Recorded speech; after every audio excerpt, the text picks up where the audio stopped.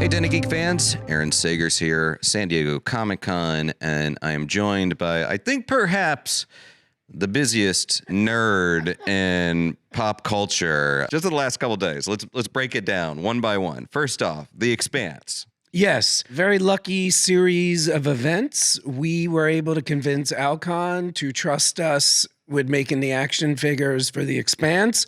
I say lucky because we had not made a toy yet. Roboforce was in production. Sectors was about to start production, but nothing was here. So like when we did that deal with Alcon, like we couldn't even show them our work. For whatever reason, they trusted us, and we finally were able to announce they're coming. Yeah, and what kind of reception have you been getting so far with that? It was mind-blowing. I had 700 DMs from Expanse fans asking questions, saying, thank God this took too long, yada, yada, yada. So it was very surreal, to put it mildly. No, and I'm excited about it too. But I have to say, I mean, digging back to my childhood a little bit, there's another project that you're working on.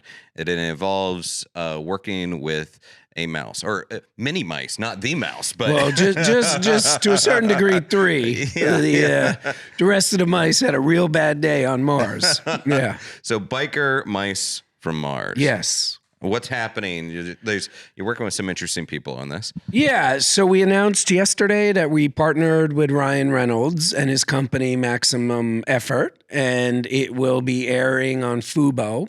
So we actually just started interviewing writers this week, and then we also announced the bikes. And, you know, people are always like, how's it going? How's the toy business? There is no indication of how the toy business is for us than the fact that we put the bikes into production. Because if you had said to me 6 months ago, do you think you're going to do the bikes? My answer would have been, I don't know. But if we did, it would not be before 2025. But Biker Mice has sold so well. The fans have been so good. And this was all before Ryan Reynolds joined.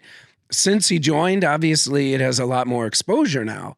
So, yeah, we're making bikes. They light up. They come with billions of accessories. The figures now have ab crunch, so they can sit on the bikes. What are you doing with Bruce Campbell?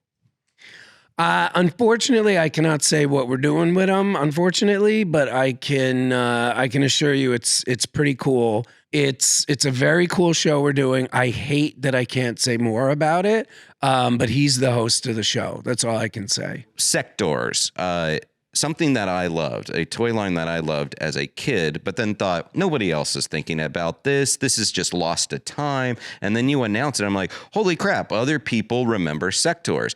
What kind of deal with the devil did you strike to kind of orchestrate that level of sensibility? I guess basically, how do you look at these properties and say, you know what, that has some relevance still worth bringing back? Biker Mice from Mars, things like that. We decided, and that was a big part of what our panel was about, that we were going to merge the IPs. So, for example, in Roboforce season 1 of the cartoon, there's a Biker Mice scene. The main villain, his boss, is a Sectorian. So the whole season, we do all these flashbacks where Hundred, who's like the big bad guy of Roboforce, where he's having all these meetings with his boss.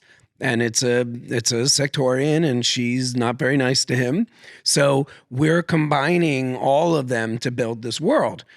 So when we look at the IPs we want to acquire, they need to have, you know, great characters with lots of imagination, lots of creativity. You know, that's very important. It has to be a world. It also has to be affordable. You know, I don't think we're buying Transformers anytime soon. Or are we? So those really are the variables. But it's funny, though, the variables have changed because now what we're looking at is a little bit different than what we were looking at 2 years ago when we first acquired Roboforce. It really needs to fit within our world that we're trying to build. So, for example, we actually had another announcement we were hoping to do yesterday that we weren't able to do because another lawyer was very slow. But that IP that hopefully the deal will close next week, it's completely different from all the other IPs we've acquired. So it'll fit in nicely because it's like, it has not, like, we wouldn't do like a whole thing now of robots probably ever again because it's too similar to Roboforce. So that's the idea of what we're trying to do. And that's how we try to pick. Is there a saturation point with nostalgia? Like, I mean, is there a tipping point or something where we've gone too far or we're reflecting back too much? I think that if you're only doing nostalgia and you're only looking backwards, that's super duper bad. I think it needs to be a combination of old and new. Look at what Ahsoka Tano is. Ahsoka Tano is like a 15-year-old character in a 52, 53-year-old IP. So I think that's the perfect example. Like, you start with Luke and Han and Vader and Leia, then you get to Anakin and young Obi-Wan and Padme and all of that. But then while you're doing it, you keep bringing out these new characters.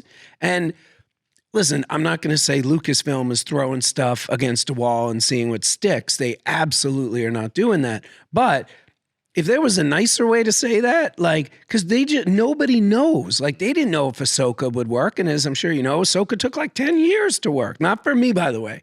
I was on board day one. But yeah, so that's, I think, the way it should be done, where you just keep introducing new characters into the tapestry, but still showing respect for the original characters. Yeah, that's something that I always appreciate about you, because you do have this sense about what people are nostalgic about, and you're acquiring these properties through Nacelle and just through, toys that made us, movies that made us. You always have had that good sense, but you've never struck me and never come across as sort of a nerd that's clinging to the past. But there's that vibe that sometimes people latch onto, not about you, but out there. You have to be respectful to the source. Like, you have to be, but you must evolve it.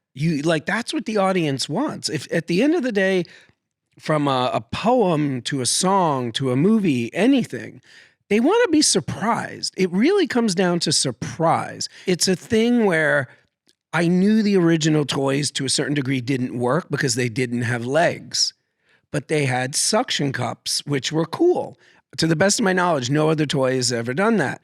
So we added legs instead of this weird ass monopod, but we kept the suction cups. So that's how I think you show respect to the original and how you also evolve. Yeah. Yeah. You're looking at an old house and saying it's got good bones. Exactly. What do you think are the movies and toys making the next generation? Listen, if I'm being honest, I think it's called YouTube.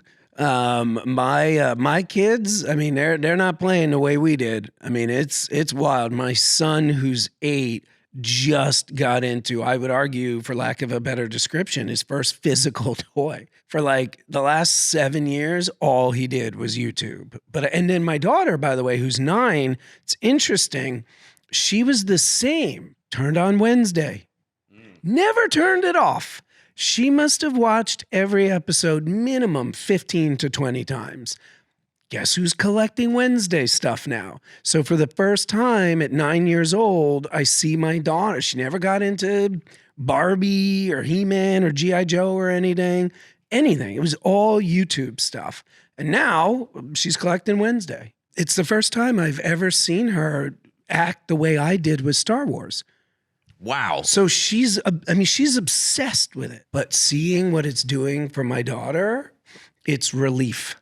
Like, I am relieved my daughter is finally connected with something. Yeah, I mean, because that joy that we had through our toys and those TV shows and everything. I'm not saying you can't have it through a YouTube video, but it does seem like there's that special kind of magic in finding that. I think so. Yeah. Yeah, but I'm 47, so what do I know? She's 9. I think you know a lot. But before I let you go, We've talked a lot about your kind of favorite collectible memories throughout the years, for many times that we've talked.